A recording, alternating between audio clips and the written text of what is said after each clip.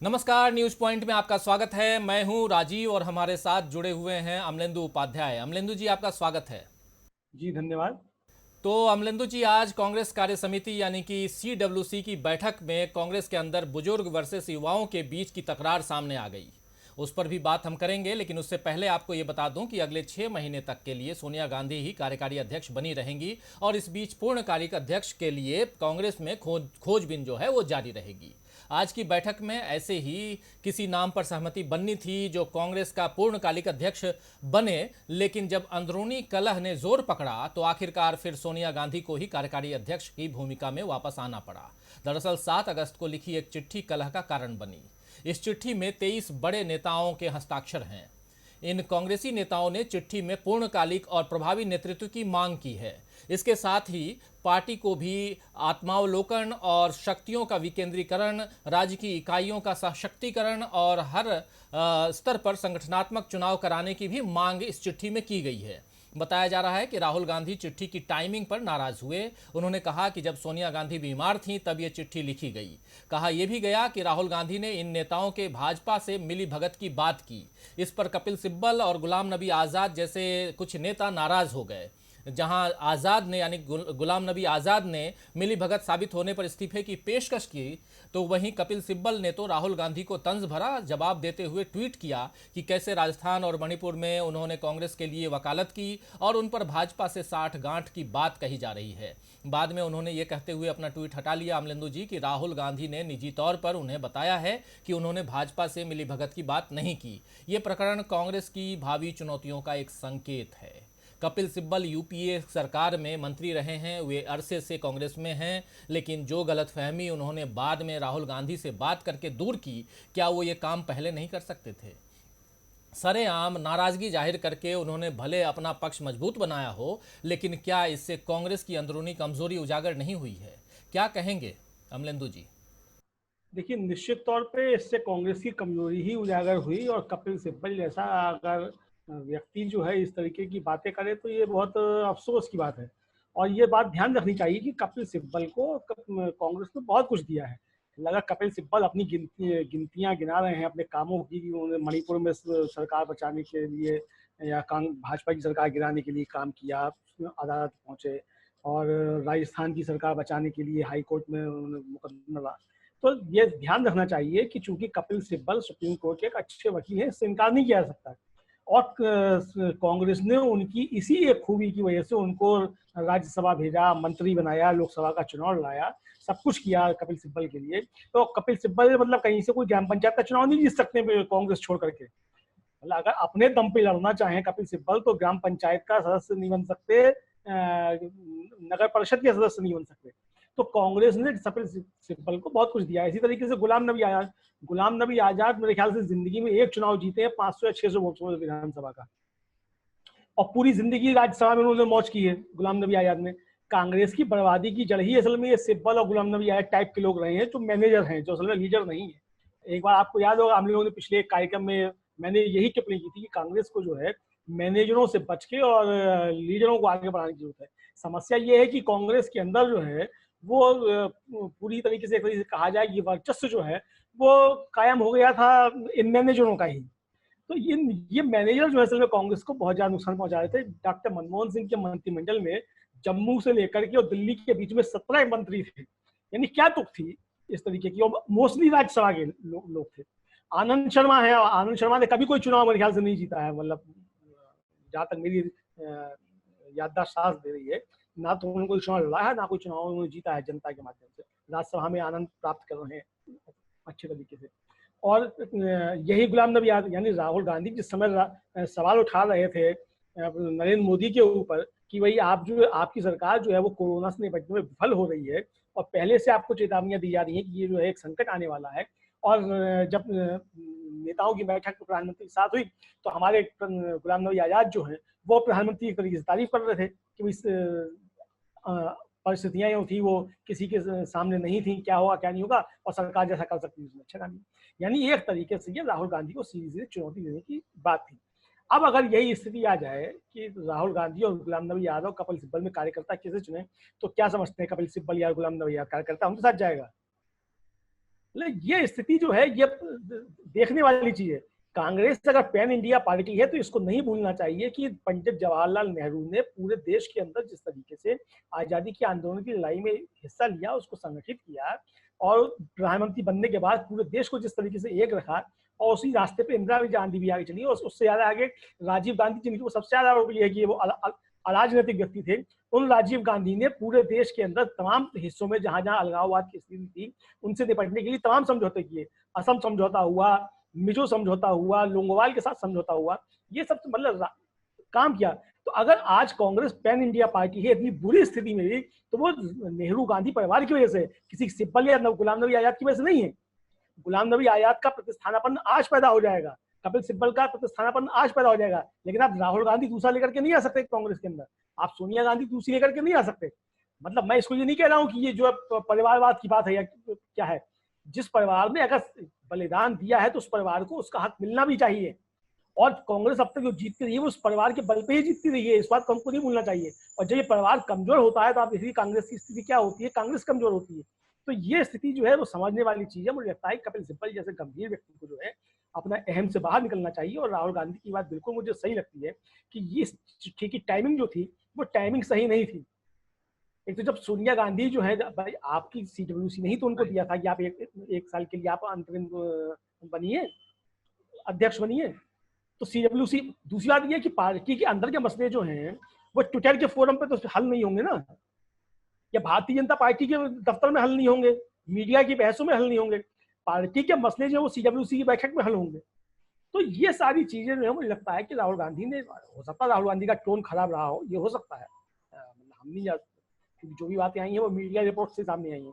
मतलब ये बात सही भी है कि नहीं ये भी हम लोग अभी नहीं कह सकते राहुल गांधी ने कल कोई टिप्पणी किया नहीं किया, या मीडिया इसको बढ़ावा दे रहा है। तो इस तरीके की चीजें जो है तो मुझे लगता है कि इस पे जो है सिब्बल साहब को जी, जो बातें लेकिन निकल के आई हैं अमलेंदु जी, वो यही कहती हैं कि जो अंदरूनी जो खींचतान है वो साफ नज़र आ रही है और ऐसा नहीं होना चाहिए था। अगर अंदरूनी कोई बात है, अगर आपको किसी बात से तकलीफ है, चाहे राहुल गांधी हो या कपिल सिब्बल हो, अगर राहुल गांधी ने कुछ बोला है तो कपिल सिब्बल को तत्काल ट्वीट करके इसे सार्वजनिक नहीं करना चाहिए था। जाने माने वकील हैं वो, और उस ओहदे के हिसाब से भी देखें तो उनको अच्छे से पता है कि किस बात को कब कहाँ रखना है। ये एक वकील से अच्छा और कौन जान सकता है। खैर, बढ़ेंगे आगे। और इस वक्त हम जान रहे हैं कि कांग्रेस का मुख्य मुकाबला जो है वो भाजपा से है, और भाजपा के बारे में भी हम जानते हैं कि वो सदस्यता अभियानों और मिस्ड कॉल जैसे प्रयोगों के साथ देश की सबसे बड़ी पार्टी बन चुकी है। लगातार 6 सालों से सत्ता में है और लोकसभा चुनाव में उसे बाकी दलों से कहीं ज़्यादा वोट मिले हैं। देश के कई राज्यों में भाजपा की सत्ता है और जहां नहीं है वहां किस तरह सत्ता में आना है इसके लिए लगातार योजनाएं बनाई जाती रही हैं। लेकिन कांग्रेस जो है उसमें एक तरफ सिमटता जनाधार है तो दूसरी तरफ नेताओं का सिमटता हुआ समर्थन भी है। सत्ता और शक्ति के मोह में पिछले 6 सालों में कई दिग्गज कांग्रेसियों ने भाजपा की सदस्यता ले ली है। ऐसे मुश्किल वक्त में कांग्रेस के अध्यक्ष पद का दायित्व संभालना कांटों भरा ताज पहनना है। हैरानी इस बात की है अमलेंदु जी की एक तरफ तो बहुत से कांग्रेसी ये चाह रहे हैं कि ये जिम्मेदारी गांधी परिवार से ही कोई उठाए, और दूसरी तरफ पार्टी के ही कुछ लोगों का ये भी मानना है कि कांग्रेस को गांधी परिवार से बाहर का नेतृत्व चाहिए, लेकिन इसके लिए किसी एक नाम पर आम सहमति कम से कम अब तक नहीं बनती हुई दिख रही है। तो ये जो गांधी परिवार और गांधी परिवार के बाहर की जो बात चल रही है अमलेंदु जी, इस पे मैं चाहूँगा कि इस पे आप कुछ अपना पक्ष रखें, क्योंकि ओवरऑल हम लोग देख रहे हैं कि ये जब भी भाजपा अगर कांग्रेस के ऊपर वार करती है तो परिवारवाद की बात करती है और फिर गांधी और नेहरू परिवार को ला करके वो बीच में ले आती है। और लेकिन पिछले दिनों हम लगातार जो देख रहे हैं कि राहुल गांधी ने भी कहा कि नहीं, मुझे नहीं बनना। पिछले दिनों प्रियंका गांधी भी आकर कह गई कि नेहरू गांधी परिवार का कोई नहीं होना चाहिए। लेकिन अगर देखा जाए, अगर मेरा ये मानना है, ये आम तौर पे अब दूसरे लोग क्या मानेंगे वो अलग बात है, लेकिन मेरा ये मानना है कि अगर अंदरूनी कांग्रेस के अंदर अगर एक वोटिंग करवा दी जाए तो गांधी नेहरू परिवार से ही, यानी कि गांधी परिवार से ही कोई अध्यक्ष बने, इसके पक्ष में ज़्यादा मत होंगे। आपका क्या कहना है? बिल्कुल, मैं आपकी इस बात से 101% सहमत हूँ। आपको याद होगा कि जब जिस समय सोनिया गांधी कांग्रेस की अध्यक्ष बनी थी और एक पैन इंडिया चुनाव हुआ था संगठनात्मक, और जितेंद्र प्रसाद जो थे वो सोनिया गांधी के खिलाफ चुनाव लड़े थे, और कितने प्रतिशत मत मिले थे जितेंद्र प्रसाद को? जबकि जितेंद्र प्रसाद जो थे वो एक तरीके से नरसिम्हा राव के बिल्कुल राइट हैंड समझे जाते थे, और जितनी एंटी गांधी परिवार लॉबी कांग्रेस के अंदर थी और ओल्ड गार्ड जिन्हें कहा जाता है वो थे, वो सब जितेंद्र प्रसाद के साथ थे। तो उसके बावजूद जितेंद्र प्रसाद को जो थे मुश्किल से मैं समझता हूँ शायद 12 या 13% मत जो थे वो सोनिया गांधी के मुकाबले मिले थे। ये स्थिति थी। आज भी अगर इस तरीके का चुनाव हो कार्यकर्ताओं के माध्यम से, तो मुझे लगता है कि किसी भी नेता को 1% मत भी नहीं मिलने वाला है। आप देखिए स्थिति क्या है, कांग्रेस के अंदर जो जनाधार वाले नेता समझे जा सकते हैं, उनमें दिग्विजय सिंह का नाम आ सकता है, उसमें अशोक गहलोत का नाम आ सकता है, उसमें एक छोटा सा नाम सचिन पायलट का भी आ सकता है। ये नाम जो है वो थोड़े से आ सकते हैं। AK एंटोनी का नाम आ सकता है, ओमन चांडी का नाम आ सकता है। ये जो नाम जो है ये थोड़े से जनाधार वाले कहे जा सकते हैं। एक थोड़े से इसमें पी चिदम्बरम का भी कहा जा सकता है। लेकिन ये सारे नेता जो हैं मतलब 2 या 4 जिलों से ज्यादा अपना प्रभाव नहीं रखते हैं। अखिल भारतीय स्तर पे इनकी कोई छवि नहीं है। अखिल भारतीय स्तर पे इनकी छवि तभी तक है जब तक ये कांग्रेस के नेता हैं, जब तक ये कांग्रेस में है। अगर ये अपने दम पे कांग्रेस को खड़ा करना चाहें, या आज दिग्विजय सिंह को कांग्रेस का अध्यक्ष बना दीजिए, या AK एंटोनी को कांग्रेस का अध्यक्ष बना दीजिए, अशोक गहलोत को बना दीजिए, सचिन पायलट को बना दीजिए, ओमन चांडी को बना दीजिए, मतलब इनमें किसी को भी अगर आप बना दीजिए, PL पुनिया को बना दीजिए, भूपेश बघेल को बना दीजिए, किसी को बना दीजिए, तो इनमें किसी में भी ये सामर्थ्य नहीं है कि कांग्रेस को एक राष्ट्रीय स्तर पर नेतृत्व दे सके। मैं फिर यही बात कह रहा हूँ कि अगर कांग्रेस का कार्यकर्ता चाहता है कि नेहरू गांधी परिवार से ही नेतृत्व हो, तो ये ओल्ड गार्ड जो है या न्यू गार्ड जो है, जो भी गार्ड है, ये कौन होते हैं ये तय करने वाले कि नेहरू गांधी परिवार के अंदर का हो, नेहरू गांधी परिवार के बाहर का हो। और मैं तो और आगे जाके बढ़ के बात कहता हूँ, मैंने जिस समय ये विवाद चल रहा था, राहुल गांधी ने इस्तीफा दिया था और ये राहुल गांधी ने कहा कि कांग्रेस के मतलब अध्यक्ष जो नेहरू गांधी परिवार से बाहर का हो, तो मैंने उस समय एक बात की थी। मैंने कहा था कि अगर नेहरू गांधी परिवार से बाहर का अध्यक्ष बनता है, तो जिस तरीके से आज नेताओं की खरीद फरीद हो रही है, तो क्या गारंटी है कि जो अध्यक्ष बनेगा वो नहीं बिक जाएगा। बिल्कुल सही बात है। तो ये स्थिति जो है, इसलिए आज की स्थिति जो है, देखिए अच्छा लगे या चाहे किसी को बुरा लगे, आज अगर नरेंद्र मोदी को कोई चुनौती दे रहा है पूरे देश भर के पैमाने पे, तो सिर्फ राहुल गांधी दे रहे हैं। कांग्रेस के अंदर भी कोई दूसरा नेता नहीं है जो चुनौती देने की स्थिति में हो। क्षेत्रीय दलों की तो आप बात ही छोड़ दीजिए, वो चाहे महागठबंधन के हो और चाहे NDA के हो और चाहे इंडिपेंडेंट हो, कोई भी हो, कोई भी आज इस स्थिति में नहीं है कि नरेंद्र मोदी को सामने खुले खुले रूप से चुनौती दे रहा हो, जिस समय जो प्रधानमंत्री को ही देश मान लिया गया हो। ऐसे गंभीर समय में अगर राहुल गांधी जो है देश की समस्याओं को लेकर के, और गंभीर सवाल, मतलब राहुल गांधी ने जो अब तक सवाल उठाए वो कोई भी बेहुदा सवाल नहीं रहा है।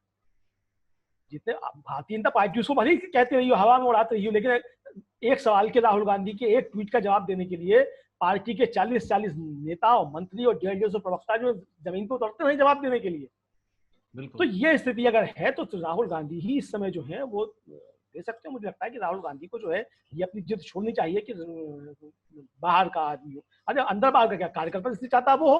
कार्यकर्ता का चाहता है कि राहुल गांधी अध्यक्ष हो तो राहुल गांधी अध्यक्ष हो, मोर्चा सवाल है।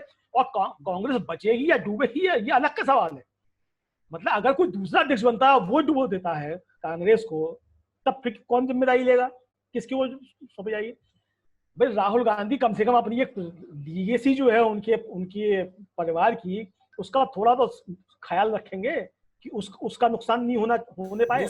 दूसरा ये भी देखिए अमलेंदु जी कि राहुल गांधी जब अध्यक्ष थे उस समय 3 राज्यों में इनकी सरकार बनी, छत्तीसगढ़, मध्य प्रदेश और राजस्थान में, और ये तीनों हिंदी बेल्ट और बिल्कुल ऐसी मतलब सरकारें जो 15-15 साल से वहाँ थीं। राजस्थान को छोड़ दिया जाए तो खासकर छत्तीसगढ़ और मध्य प्रदेश में वो उन बीजेपी की सरकारों को उखाड़ करके और वहाँ पे अपनी सरकार, अपना सत्ता हासिल करना, वहाँ ये राहुल गांधी का अचीवमेंट था। हालांकि वो इमोशनली बाद के चुनाव में यानी 2019 का जो लोकसभा चुनाव था उसमें छोड़ गए, लेकिन अभी भी इस पे जैसा आप कह रहे हैं, ये मेरा भी मानना है कि अध्यक्ष पद के नाम पर उनको अपने बारे में सोचना चाहिए, और ये उनकी जो उनके कार्यकर्ता हैं और उनके संगी साथी हैं उनकी भी यही मांग है। जी बिल्कुल आप सही कह रहे हैं। और आपको याद होगा कि जिस नारे को कहा जा रहा है कि चौकीदार चोर है, नारा जो है कि वो जो है नुकसानदेह साबित हुआ, तो आपको याद होगा कि मध्य प्रदेश, राजस्थान और छत्तीसगढ़ तीनों चुनाव में यही नारा लगा था। और इसी नारे पे जो थे वो जीत करके आए थे 3 राज्य हिंदी बेल्ट के, जो भारतीय जनता पार्टी को जहाँ सबसे बड़ा जर्क लगा था इन राज्यों में, इन्हीं नारों पे जो थी वो कांग्रेस जीत करके आई थी। और आपको याद होगा, मतलब ये आरोप उस समय लगा था कि ज्योतिरादित्य सिंधिया ने भितरघात किया मध्य प्रदेश में, वरना स्पष्ट सरकार जो थी वहां बनी होती। और ये सूचनाएं होती राहुल गांधी के पास तक पहुंची। मतलब मेरे जो सूत्र जो हैं, मुझे मालूम है जिस समय चुनाव चल रहा था उस समय राहुल गांधी की तरफ से एक टीम जो थी वो मध्य प्रदेश, राजस्थान और छत्तीसगढ़ तीनों जगह गई थी दौरा बिल्कुल करने के गई लिए, और थी, बिल्कुल गई थी। जमीनी स्थिति का करने के लिए। और उस टीम की ये रिपोर्ट थी कि ज्योतिरादित्य सिंधिया जो हैं वो विश्वासघात कर रहे हैं और सिर्फ अपने लोग जो हैं उनके 22-23 उनको जिताने के लिए काम कर रहे हैं, बाकी सब जगह हराने के लिए काम कर रहे हैं। और जो दिग्विजय सिंह जिनके ऊपर हमेशा ये आरोप लगा करते थे कि वो अपना जो मतलब पल्ला भारी रखने के लिए जो कांग्रेस के नुकसान पहुंचाते हैं, वो दिग्विजय सिंह जो थे वो एकजुट होकर के कांग्रेस को जिताने के लिए काम कर रहे थे।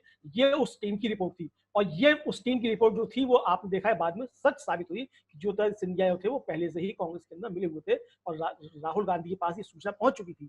इसीलिए भाजपा के अंदर मिले हुए ज्योतिरादित्य जी। भाजपा के अंदर मिले हुए थे, और इसीलिए राहुल गांधी ने ज्योतिरादित्य सिंधिया को मनाने की कोई पहल नहीं की, जबकि सचिन पायलट जिनका कैरियर बिगड़ सकता था, उनको जो थी वो मनाने के लिए जो है वो दोनों भाई बहनों ने थोड़ा सा प्रयास किया कि ये शोभ में हो सकता लड़का चला गया हो, लेकिन ये इस तरीके से मिला हुआ नहीं था। अब मिल रहा हो तो बात अलग है, शोभ में मिल रहा हो, अपना व्यक्तिगत बदला लेने के लिए अशोक गहलोत से कर रहा हो, लेकिन चुनाव के समय जो थी वो स्थिति नहीं थी। तो ये चीजें जो आई, तो ये चीजें सबके सामने थी। और जब राहुल गांधी ने इस्तीफा दिया था तो उस समय अगर यही स्थिति थी कि भाई जो जिम्मेदारी लेनी चाहिए तो कमलनाथ को भी इस्तीफा देना चाहिए था। अध्यक्ष तो वो थे मध्य प्रदेश में, राजस्थान में सचिन पायलट अध्यक्ष, उनको देना चाहिए था। भूपेश बघेल छत्तीसगढ़ में अध्यक्ष थे, उनको देना चाहिए था। किसी ने इस्तीफा नहीं दिया, राहुल गांधी ने इस्तीफा क्यों दिया?